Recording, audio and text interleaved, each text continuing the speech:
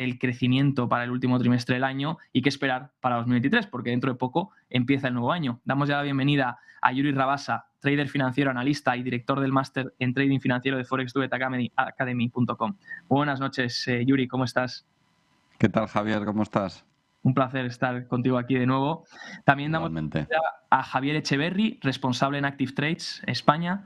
Buenas noches, Javier, ¿cómo estás? Buenas noches, Javier, muchas gracias. Pues fenomenal, aquí estamos. A ti por venir. Saludamos también a Marc Rives, cofundador y CEO de Blackbird. Buenas noches, Marc, ¿qué tal todo? No te escuchamos, creo, Marc. No sé si te tenemos silenciado. Ahora sí, ¿no? Ahora sí. Muy bien, muchas gracias. Bueno, quería empezar por preguntaros, ya que venimos de una... Bueno, el otro día lo estuvimos hablando la última semana, Yuri. De hecho, voy a empezar contigo para preguntarte a ver qué opinas, si ha cambiado algo esta última semana. Hablábamos de ese rechazo en los 4.100 después de una Fed otra vez... hemos tenido una Fed restrictiva otra vez de nuevo. Y veíamos ese rechazo en los 4.100 y nos comentabas, hay que tener cuidado, ese rechazo no pinta bien. ¿Cómo lo ves ahora? Hemos buscado la parte de los 3.820. ¿Qué esperar ahora de cara a este final de año 2022? ¿Podemos esperar más venta? Pues podría haber un rebote, ya que hemos visto 5 o 6 sesiones bastante negativas. ¿Cómo lo estáis viendo desde Forex Duet Academy? Pues efectivamente, estuvimos comentando que si se perdía el 3.960 aproximadamente, podría realizar una caída profunda, ¿no? Se dio además un escenario adicional y es la extrema volatilidad que hubo con la salida del IPC del día siguiente, que salió el martes el IPC en Estados Unidos y fue un momento de muchísima volatilidad en el mercado. Estoy compartiendo ya pantalla para ver el S&P 500 con vosotros y si nos bajamos al gráfico de una hora, podemos ver la que se lió el martes de la semana pasada, que es todo este movimiento de aquí, que pilló a muchos desprevenidos seguro, porque fue un rally muy potente y en pocas horas habíamos perdido todo ese movimiento, llevándonos a perder esos 3.960, no eran más bien 3.930, que en gráficos diarios podemos ver mucho mejor lo que significa, ¿no? Voy a acercarme un poquito más en diario y vemos que ese nivel que avisábamos la semana pasada que si se perdía podía provocar una profundización en las caídas, es exactamente lo que ha ocurrido, ¿no? Ahora mismo he trazado unos niveles de FIBO para entender un poco hasta dónde puede llegar esta corrección de esta rama alcista. Por no perder el contexto, estamos en una corrección de todo el año, de todo el movimiento ascendente del S&P 500 durante todos los años anteriores, con una corrección que lleva durando todo este año. Dentro de esa corrección hemos tenido varias ramas ascendentes. Esta es la última que hemos tenido desde aproximadamente primeros de octubre, sobre todo la segunda quincena de octubre, y esa segunda rama ascendente llegó a este máximo de 4.100 que no ha conseguido superar, a muchos pilló desprevenido con esa volatilidad, perdemos el 3.900 y ahora mismo ha superado ya la corrección del 38% de Fibonacci de toda la rama ascendente y encaminándose al 50% del retroceso. Podríamos ver un escenario, técnicamente hablo, desde el punto de vista técnico, podríamos ver un escenario de corrección hasta el 61.8 y aún así un intento de atacar nuevos máximos, ¿no? En estos momentos se me antoja un poco lejano por los días que nos quedan realmente 2 semanas. Se me antoja un poco lejano un ataque a máximos desde ese nivel, ¿no? También es verdad que podría detenerse en el 50% y continuar. Si no sobrepasa el 61.8, este nivel, si no lo sobrepasa, todavía podríamos ser alcistas. No sé si de aquí a final de año o ya para enero, pero todavía podríamos encontrarnos con un nuevo ataque a máximos. Pero si desde luego pierde el 61.8, ya lo más probable es que continuara la corrección bajista de largo plazo y fuera a atacar mínimos. Muchas gracias, Yuri. Vamos a preguntar, además, aprovecho, Javier, para preguntarte en base a lo que ha dicho Yuri, si lo ves igual y también por ese famoso rally de Navidad, ¿no? Del que tanto se habla, estamos esperándolo como agua de mayo, a ver si aparece. ¿Cómo lo veis desde Active Trades? ¿Es viable este año, esos últimos días del año, o incluso va a haber bastante presión de venta? Porque me preocupa que mucha gente querrá vender también para hacer minusvalía, ¿no? Durante este año 2022. Sí, sí, lógicamente. De hecho, os estoy compartiendo también pantalla. Mi gráfico es muy similar al de Yuri. Tenemos una visión bastante parecida. Yo no he trazado el FIBO básicamente porque lo veo exactamente igual. Y los que llevamos muchos años haciendo análisis técnico, en muchos casos hay figuras que ya no trazas directamente porque las estás viendo en el gráfico, y además hay justamente esta mediana de canal, esta confluencia en ese 61.8 de Fibonacci que tenía trazado Yuri, que lo podemos trazar exactamente igual para que el resto de los espectadores lo puedan ver en este mismo gráfico, que básicamente es lo mismo, es esa confluencia que tenemos aquí marcada en esos 3.714, donde a mí personalmente me parece que en los días que quedan perfectamente podría apoyarse en esta zona. Es verdad que el 50 de FIBO siempre es bastante potente y que por tanto es algo que no debemos dejar de tener en cuenta, pero si nos fijamos en la manera en la que ha rebasado este anterior soporte, que era muy importante que no trasvasase en esos 3.920, ha sido debido a toda la volatilidad que hemos experimentado en el discurso de Powell con la subida de tipos de la Fed. En este impulso tan fuerte al día siguiente y los 2 días siguientes hemos visto este gap tremendo a través del cual se ha encaminado hacia esos mínimos que confluyen justamente con la mediana del canal, y por tanto, teniendo en cuenta que los últimos días del año normalmente, estadísticamente y estacionalmente, como muy bien has observado al inicio de este programa, suelen ser positivos, creo que la subida que llevamos en este final de año, que no diciembre, porque si os fijáis realmente la subida comienza en octubre, hacia mediados de octubre, y tenemos su máximo exponente pues prácticamente el día 1 de diciembre, donde vemos este máximo relativo que ha servido ahora de resistencia infranqueable y que además ha sido la resistencia de un momento de máxima volatilidad en noticias, en discurso de Powell, en todo lo que podía ser para que subiera hasta llegar justamente a esa zona. Y a mí eso me indica, en definitiva, que toda la ley de oferta y demanda, todas las órdenes cruzadas en ese punto son extremadamente fuertes y que, bueno, digamos que todo el pool comprador se ha llegado a su límite en ese punto, y lo que ha tenido es la reacción pues normal y justamente opuesta a ese pool comprador tan fuerte que había y a esas ganas un poco de salir adelante, ¿no? Tenemos todo este periplo de caídas y hay unas ganas terribles de poder comprar, pero lo cierto es que la situación económica no mejora. Lejos de eso empieza a complicarse más. Ya sabíamos que iba a venir el invierno, no es una sorpresa. Nadie se ha llevado las manos a la cabeza diciendo, hombre, qué raro que empiece a hacer frío. Oiga, no, es lo normal en esta época del año. Qué raro que haya tardado tanto en hacer frío. Qué raro que, además, toda esa política cero de COVID cero de China haya influido un poco en esa demanda extrema y que no haya hecho subir el precio de los hidrocarburos. Pero claro, nos encontramos en esta situación donde la tendencia general es bajista, donde además vemos que parece ser que el gobierno chino empieza a relajar esa política de COVID cero y parece que quiere tender a, digamos, esa inmunidad de rebaño que se ha dado en muchos otros países, y a su vez tenemos también esta subida tan importante de la necesidad de los hidrocarburos en Europa. Para mí todo esto hace que lógicamente el dólar suba, y el efecto justamente contrario de ese dólar por la apreciación de los hidrocarburos y de ser justamente la divisa en la que se negocian esos hidrocarburos, pues aún va a impulsar más a la baja al S&P 500 y el resto de índices norteamericanos, justamente por esa relación negativa, esa correlación negativa que tienen históricamente el dólar y los índices. Como bien decimos siempre, no tenemos la bola de cristal, vamos a ver qué es lo que sucede, pero desde luego hay, a mi juicio, un factor de posibilidades muy alto de que lleguemos a alcanzar esos 3.714 o la zona aproximada de 3.700 para hacer un pequeño rebote, y eso sí, yo no creo que llegara hasta máximos de diciembre, que estaríamos hablando de esos 4.100, sino probablemente más plausible me parece esta zona de los 3.850, 3.900. Ir manteniendo ese canal, ¿no?, a la baja que habías dibujado para claro, mantener esa estructura. ¿Cómo lo ves? Muchas gracias, Javier. ¿Cómo lo ves tú, Marc? ¿Cómo lo veis desde Blackbird? ¿Creéis que puede haber sorpresa de final de año, a lo mejor una alza repentina, o vamos ya camino otra vez a buscar mínimos del año pasado? Bueno, será el año pasado dentro de unas semanas, claro. Sí. Bueno, a ver, contextualizando, queda poco tiempo, ¿no? La verdad que Pero bueno, fíjate, si podemos ver en el gráfico para apuntar cosas nuevas, ¿no? a lo que comentabais. Bueno, la verdad, primero Europa. Las bolsas son importantemente Wall Street, lo sabemos, pero Europa también pesa. Y lo que estamos viendo en Europa no es lo que vemos en Wall Street. Eso es el primer punto.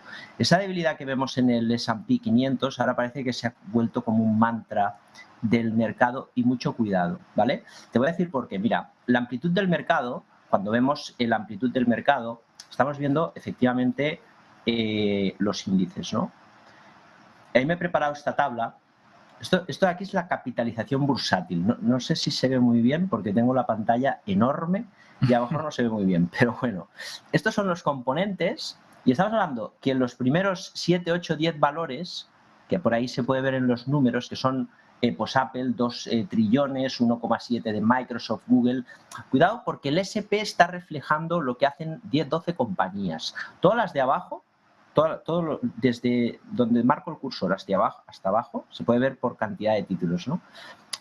Pesan lo mismo que lo que pesan las de arriba. ¿Qué te quiero decir con eso? Que es que estamos analizando no el mercado, y eso es un tema que tenemos que ir viendo porque nosotros cuando analizamos todos los subsectores y todos los valores, lo que estamos viendo es que, ojo, el dato, porque, por ejemplo, en Consumer Goods, que es un sector muy débil, el 70% de los subsectores están marcando vuelta de mercado, igual que en Europa. El 70% de los subsectores de Consumer Goods.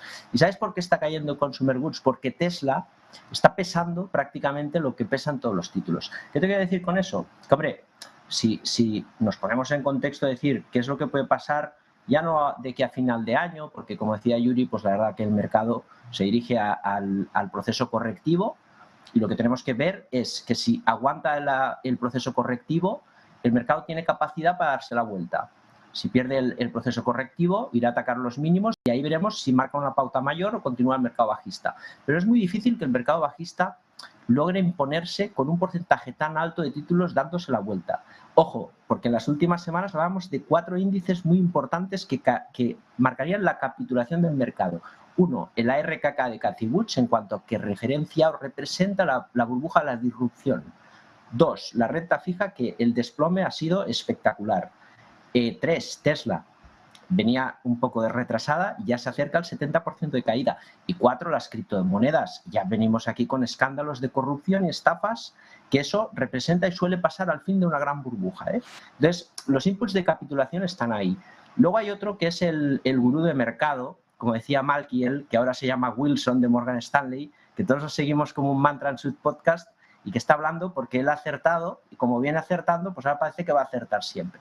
Bien, Wilson dice que el mercado va a capitular en marzo por un empeoramiento de los resultados empresariales. Y la semana pasada el dato de inflación tira el mercado para arriba, es una ruptura falsa, que antes veíamos en el gráfico de Yuri, y ostras, y luego sale un buen dato del mercado laboral y el mercado segundo.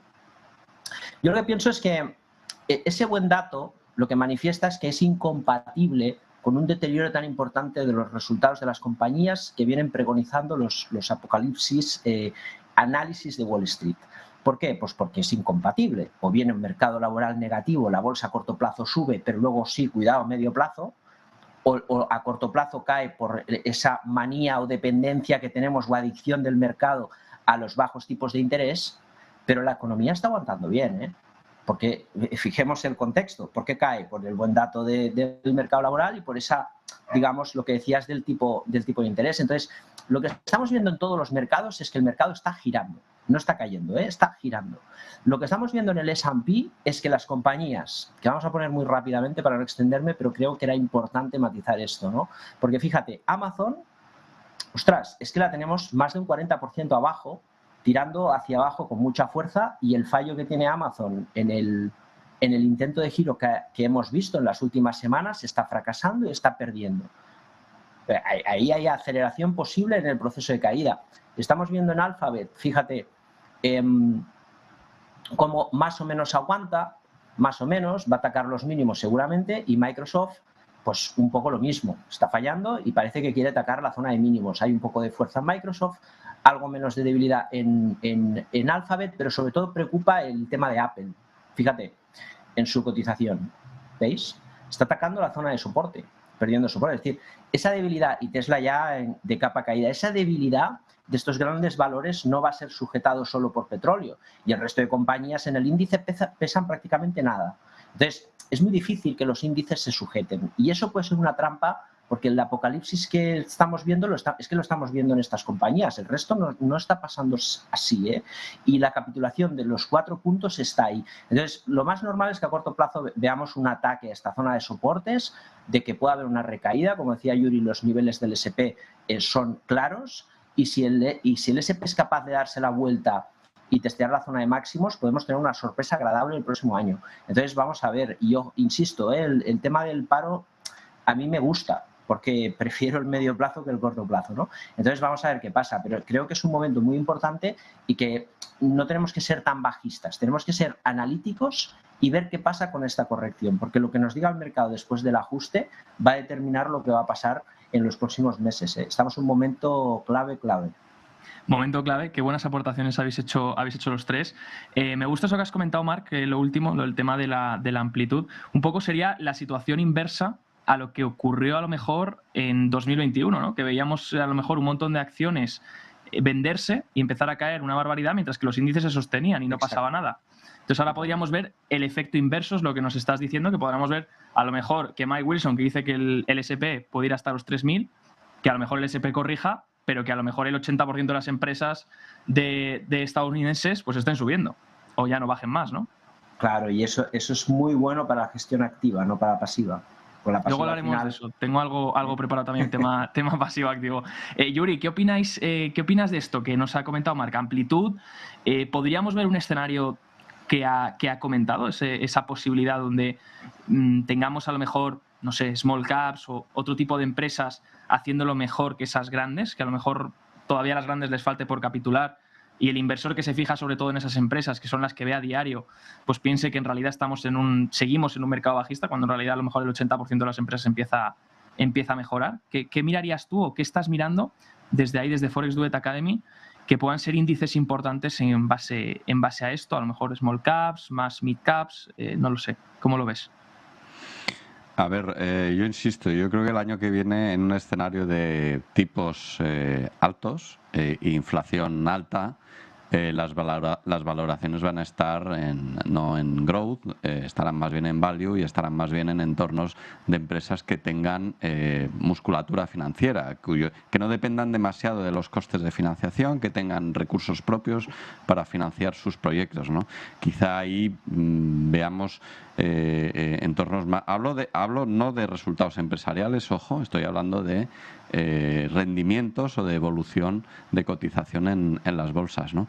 La semana pasada fue realmente raro, pero es verdad que llevamos unos meses en los que los mercados reaccionan de una forma un tanto curiosa a determinadas salidas de noticias. Quizá el hecho de que reaccionara la bolsa mal, aunque no estoy seguro que fuera del todo por los datos de empleo, pudiera ser porque todavía dura esa sensación de que mientras haya buenos datos de empleo, le queda margen de subida a la Fed para seguir subiendo tipos, ¿no?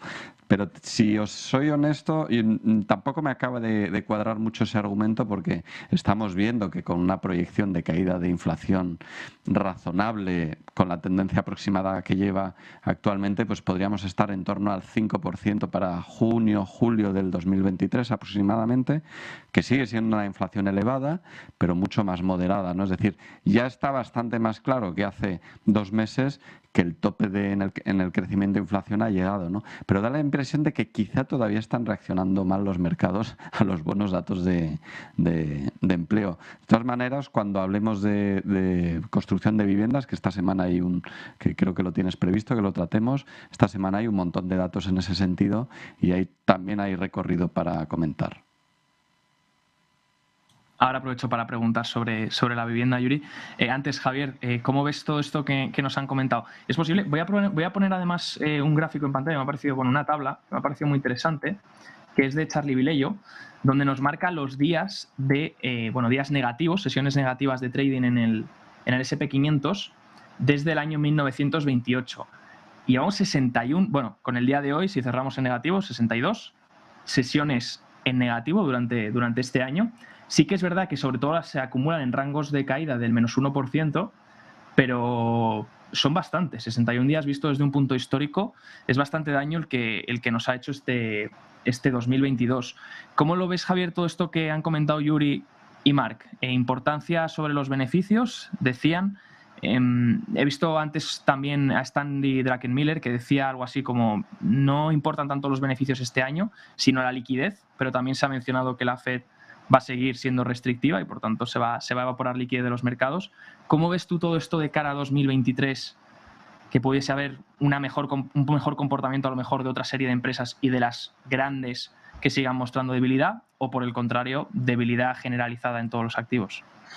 Bueno, yo creo que está claro que el 2023, y que todos coincidimos en que el 2023 va a ser un año de extremada volatilidad, donde de verdad vamos a ver movimientos muy importantes dentro de los distintos índices y desde luego de muchas de las compañías que nos tienen acostumbrados a un escenario bastante más progresivo. Creo que el stock picking va a ser la clave de este año, elegir bien las compañías en las que vamos a trabajar. Creo que Yuri ha dicho algo muy inteligente, y es que quizá las compañías que menor financiación externa necesiten son las que mejor van a soportar ese envite de la volatilidad de 2023, donde tenemos a Powell que nos sigue diciendo no sabemos qué es lo que va a pasar, nos queda mucho más por hacer, y quedándonos mucho más por hacer no sabemos cuándo vamos a tener que parar.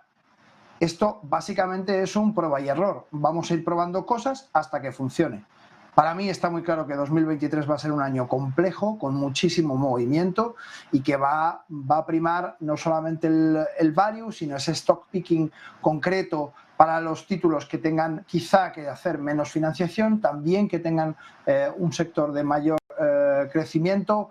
No creo que todavía estemos en el momento del hidrógeno, por ejemplo, que es algo que yo llevo esperando 4 o 5 años siguiendo las distintas compañías que están trabajando en hidrógeno verde, en hidrógeno marrón, en hidrógeno gris, y viendo un poco cómo evoluciona esa tecnología, porque creo que de verdad va a ser una de las claves más importantes de lo que queda de estos siguientes 10 años, de los próximos 8 años, y por tanto, bueno, creo que tenemos que estar muy pendiente de la evolución, ¿no? De la evolución de las distintas industrias y sectores en los cuales vamos a trabajar.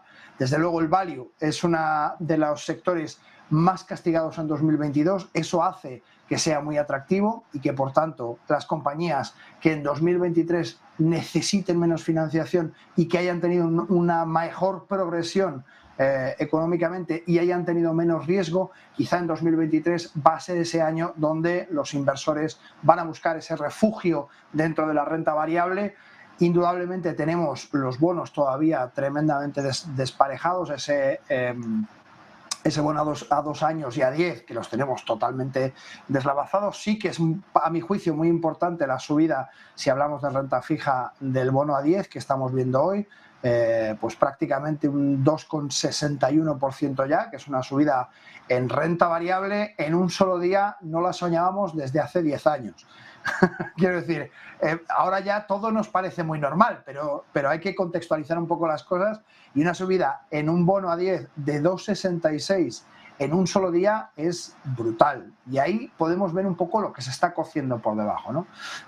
Esa volatilidad que estamos viendo todos los analistas, que estamos viendo que va a suceder, y que en definitiva pues lo que nos va a obligar es a un trabajo mucho más conciso, a estudiar mucho mejor cada uno de los activos en los que queremos configurar nuestra cartera, a estudiar muy bien además la correlación entre los distintos sectores, así como el momentum, así como la parte geopolítica, que parece que se nos olvida, pero tenemos a China a puntito de una guerra con Taiwán. Esto no es nada halagüeño para la que se nos viene encima. Seguimos con la guerra de Ucrania y Rusia, y por tanto, bueno, la parte geopolítica creo que va a ser clave en el desempeño de 2023. Si viéramos cómo finalmente se relaja esa tensión por parte de China y Taiwán, de la que muy poco se habla porque parece que ya se ha olvidado. Vivimos en el anteayer, me acuerdo hasta anteayer, y de lo que ha pasado antes ya no me acuerdo.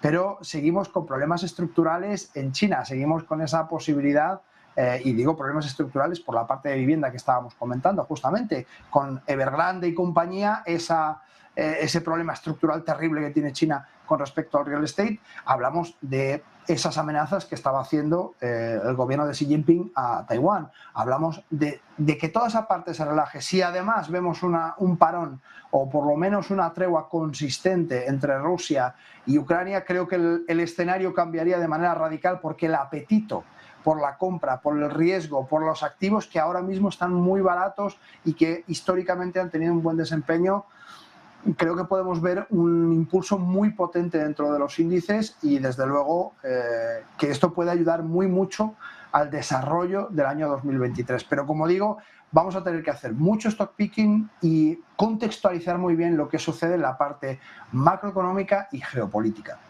Muy interesante, Javier. Has comentado cosas muy útiles. Tema volatilidad, esperar mayor volatilidad. Tema también de que hay muchos catalizadores posibles en el año 2023, ¿no? Lo llamaríamos el año de los catalizadores, ya sea positivos o negativos, depende obviamente de cómo se desarrolle el asunto, pero sin duda van a ser importantes. Aprovecho, Marc, para preguntarte, porque has comentado antes el tema de la inversión pasiva, el tema del value. Quiero ponerte en pantalla este último gráfico del BofA Global Research sobre los inflows en equities. Y en este caso me ha sorprendido, bueno, tengo doble pregunta que luego os voy a lanzar también al resto, porque me parece algo curioso que se diga o que se hable tanto, ¿no?, de recesión o de un mal año, pero sin duda siga habiendo inflows, ¿no? Siga habiendo entrada de capital en equities, en las acciones, cosa que no hemos visto en la renta fija. En la renta fija sí hemos visto outflows, pero en las acciones seguimos viendo entradas de capital, sobre todo en la última semana, y si miramos desde un punto de vista de los últimos 24 meses, vemos que todavía no se ha evaporado toda esa entrada de capital que veíamos tras la pandemia, ¿no?, en 2020 y 2021. Pues aprovecho para preguntarte, lo primero es, ¿cómo puede ser que siga entrando dinero en la renta variable mientras que los propios managers están diciendo que viene una recesión y que todo va a ir muy mal? Y lo segundo, el tema de las entradas de capital en la parte de inversión pasiva. Estamos viendo, mientras que en la parte de inversión, en stock picking, no está entrando tanto flow, estamos viendo en este sentido, en la parte pasiva, entrar muchísimo dinero en la parte de los como ETFs o fondos indexados, ¿no? Quiero preguntarte, ¿puede ser que esto haya mantenido mejor los índices y sea una de las causas por las cuales lo que nos contabas antes, ¿no? De, oye, las grandes se han mantenido porque son las que más peso consideran en los índices y en el resto pues estamos viendo cosas diferentes, ¿no? A ver, aquí hay un punto. Lo primero que me sugiere, fíjate que el mercado, normalmente cuando hay tensiones y picos, ¿no?, hay una reestructuración de los activos, ¿no? Entonces el dinero no sale nunca del mercado, va rotando, ¿no? Y fíjate que hemos tenido un crash histórico, diría yo, de los más históricos y potentes en la renta fija. O sea, las carteras de fondos mixtas han sufrido muchísimo, como nunca, ¿no?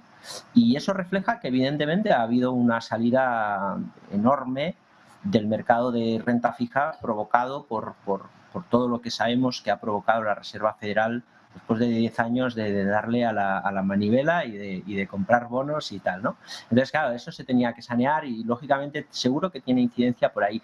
Pero luego, fíjate que también hay programas de recompra de acciones, que han habido muchas. Hay tomas de posición, constantemente se afloran participaciones en compañías, desde compañías pequeñas como Talgo hasta las principales compañías de los mercados, que cada día salen bancos que te emiten un informe de que el mercado se va a desplomar y de catástrofe, y luego no paran de aflorar participaciones relevantes en las compañías, ¿no? Y eso suele pasar en los mercados bajistas. Por eso se llama el inversor inteligente o el dinero inteligente, porque es aquel que no indiscrimina, es decir, es aquel que empieza a buscar donde hay oportunidades. Y el stupid money o el dinero estúpido o el dinero gregario es aquel que sale por pánico, ¿no? Salgo que tengo miedo y dices, ¿por qué? Pues no lo sé, porque vende el vecino, ¿no?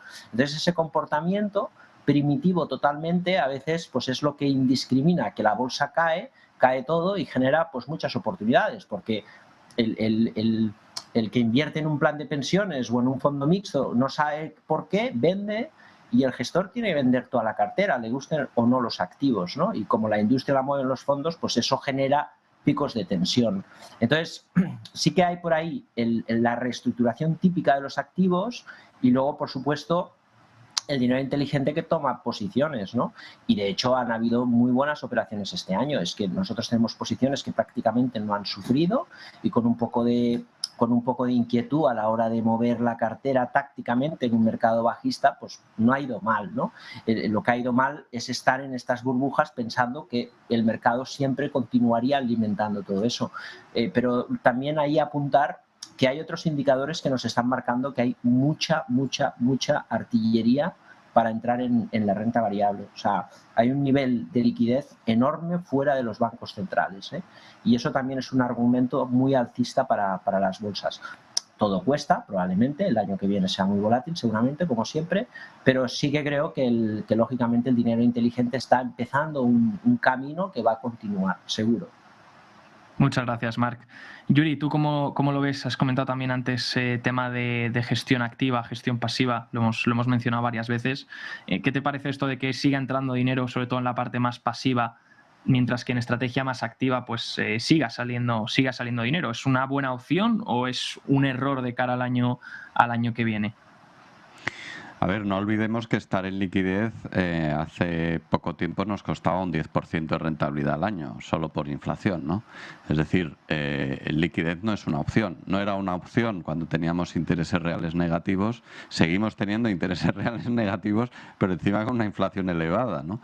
Es decir, el dinero, y el dinero inteligente, sigue buscando dónde colocarse, ¿no? No hay un problema. Esta posible recesión no es una posible recesión por falta de liquidez. Sería una posible recesión forzada por los bancos centrales con la intención de arreglar el estropicio de las políticas monetarias expansivas de años pasados y de décadas pasadas, ¿no? Liquidez hay, que es toda la liquidez que se ha generado en años anteriores, ¿no? Con lo cual, el dinero no va a desaparecer, como dice Marc, de la noche a la mañana, va a seguir ahí, ¿no? Va a ser más una cuestión de dónde encontrar esas oportunidades, ¿no? Se ha comentado varias veces, el stock picking, va a haber que estar muy atentos, surgirán gemas, a lo mejor en empresas de poca capitalización o empresas pequeñas, ya he comentado antes también empresas con musculatura financiera o con recursos propios importantes, atentos también cuando tengamos más clara la luz al final del túnel en la subida de tipos a la entrada de dinero en el mercado de renta fija, en bonos, porque ahí surgirán oportunidades, ¿no?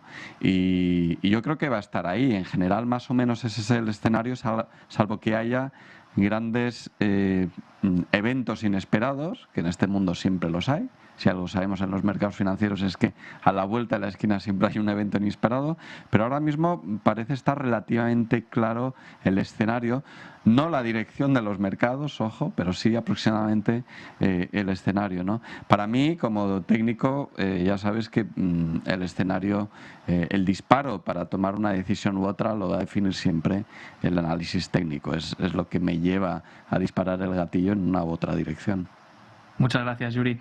Javier, comentabas antes, es un año más de stock picking y menos de seguir el índice, entiendo. Entonces, ¿cómo ves este comportamiento que está haciendo, mientras que los inversores pasivos siguen haciendo ese DCA, sale dinero de la parte activa? ¿Cómo lo ves tú? Es que ahora es mucho más difícil.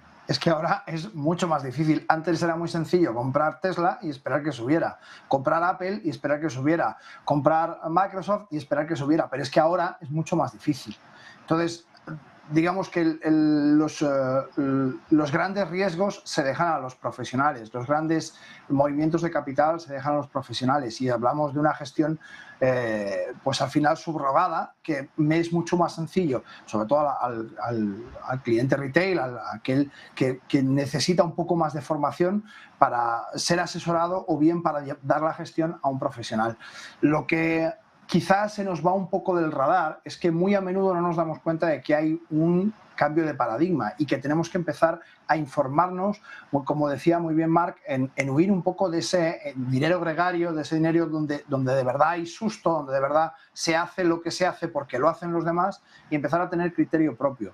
Si nos fijamos, mira, os he puesto un gráfico de un activo muy poco habitual que llevamos comentando en Negocios Televisión el último mes aproximadamente. En este caso estamos viendo el Sensex, que es la bolsa de India, donde vemos cómo durante toda esta caída tremenda que han tenido los mercados occidentales no ha parado de subir. Si nos fijamos, estamos hablando de que hasta precios previos a la pandemia tendría que caer en torno al 32%.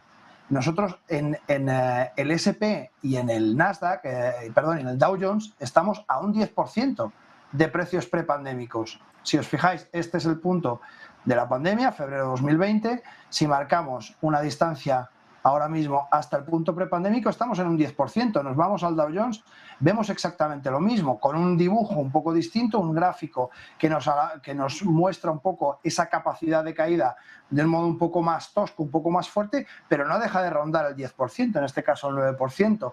Vemos que en Asia hay un cambio de paradigma tremendo, y no estamos hablando de una acción chiquitita que no conoce nadie. Ojo, estamos hablando del Sensex, que es un cerro de millones dentro de allí, y además un montón de oportunidades de activos que son menos conocidos. Con lo cual volvemos un poco a lo mismo, ¿no? No solamente hay que hacer el stock picking, sino cambiar un poco el paradigma. Tenemos que empezar a ser un poco más disruptivos en nuestra manera de afrontar nuestras inversiones.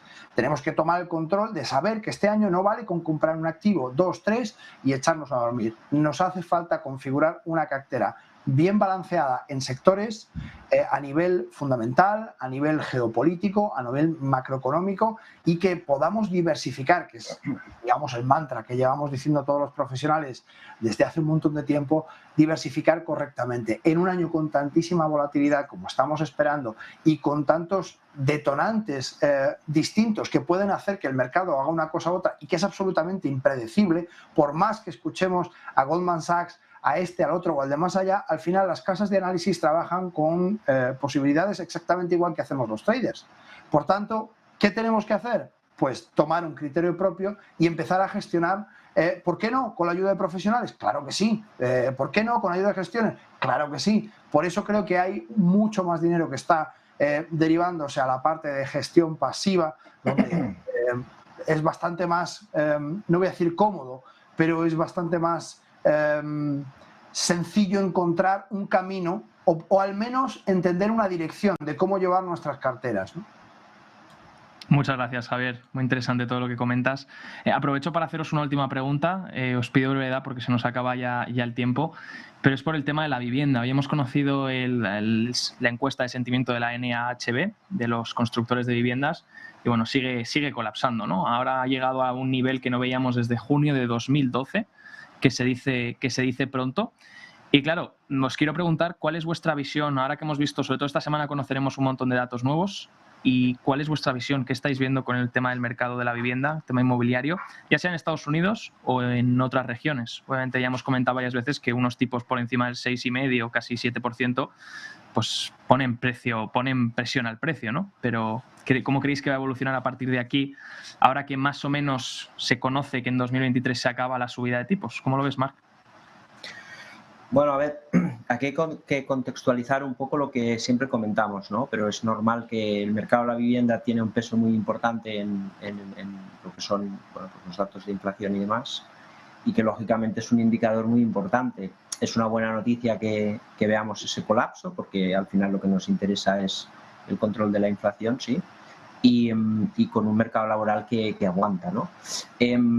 Yo creo que debemos estar cerca ya del anhelado suelo, que nunca sabemos cuándo es, pero ya por estadística, por la caída que lleva, pero es normal. Al final, cuando hay una subida de tipos y venimos de tantos años alimentando un bajo tipo de interés, en un mercado tan dinámico como es el americano, es normal este tipo de volatilidades y que es lógico. Una vez que hayamos tocado el techo, se sanea todos los compradores que no han actuado de manera inteligente, el mercado va a generar muchas oportunidades y por ahí se generará, bueno, pues la posibilidad de comprar activos inmobiliarios a buen precio, ¿no? En Europa no es tanto así porque es un poco diferente, estamos más arrelados a no mirar tanto el precio y a intentar resolver nuestros hábitos de consumo en otra dirección antes que desprendernos de ese tesoro, ¿no? Que es el mercado inmobiliario muchas veces. Pero yo creo que es una buena noticia y creo que es un hecho normal dentro del entorno en el que estamos de subida de tipos. Poco más que comentarte por ahí.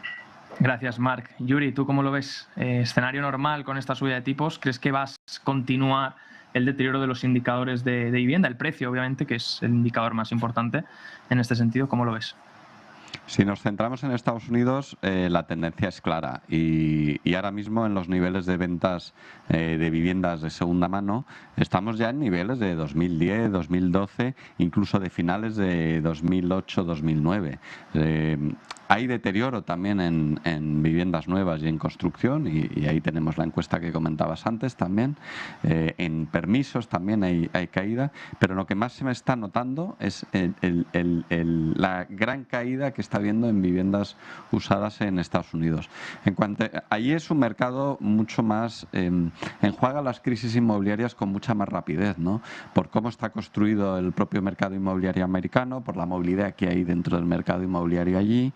Y todo sucede mucho más rápido, ¿no?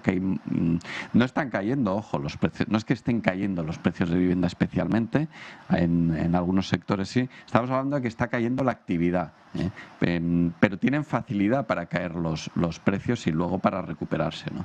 Europa, como decía Marc, completamente diferente, especialmente si hablamos de España, también completamente diferente y bueno, te puedes encontrar con que hay crisis inmobiliaria en algunas zonas y en otras, en zonas prime, centro de grandes ciudades, pues esta no llega y no se nota, más que nada porque crear suelo en España, concretamente, conseguir licencias y obra nueva lleva muchísimos años, muchísimo esfuerzo y eso hace que siempre haya un desacople entre oferta y demanda, ¿no? Que caiga la demanda y que no se haya acoplado la oferta a tiempo y por eso se producen siempre esos procesos inflacionarios de precio en España, ¿no? Eso es algo que no sucede en Estados Unidos y por eso lo podemos usar como indicador adelantado en Estados Unidos. Aquí es mucho más difícil. Nos quedamos con esa comparativa. Aquí es más difícil usarlo como indicador. Javier, ¿cómo lo veis desde Active Trades? Tema vivienda, todo lo que hemos comentado. ¿Alguna opinión sobre esta parte? Totalmente de acuerdo. Sector, es decir, vivienda en Estados Unidos y vivienda en Europa es totalmente distinto, especialmente, como muy bien dice Yuri, en España. De hecho, en España estamos viendo una nueva tendencia del house flipping, de crear viviendas de donde no las había, con locales comerciales y demás, porque construir suelo es muy difícil. Sin embargo, en Estados Unidos vemos como Powell nos hablaba sobre todo de esa parte de incremento de la tasa de paro, es decir, de pasar del 3,7 al 4,5% de paro.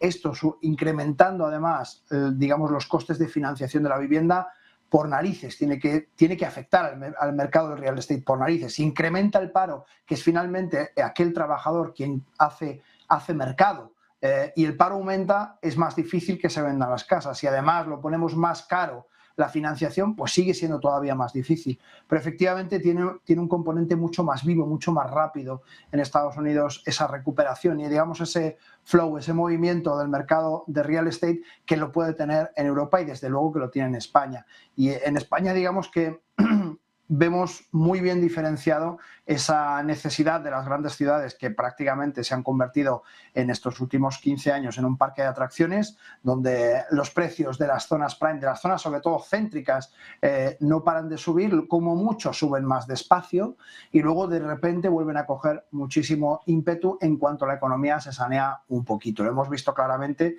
desde la crisis de la vivienda en 2008 hasta nuestros días. Hemos visto en Madrid, Barcelona y las principales ciudades en España cómo se ha incrementado de manera muy fuerte en momentos puntuales y el resto del tiempo no ha caído, se ha estancado pero no ha caído. Y por tanto, bueno, creo que ahí nosotros tenemos una tendencia distinta. En Estados Unidos es bastante más probable esa recesión, creo que todos lo estamos viendo en todos los indicadores y además el sentido común y la lógica, la contextualización de la situación económica forzando esa crisis, ese aumento de paro y esos costes extra, pues no pueden por menos que provocar ese descenso del real estate.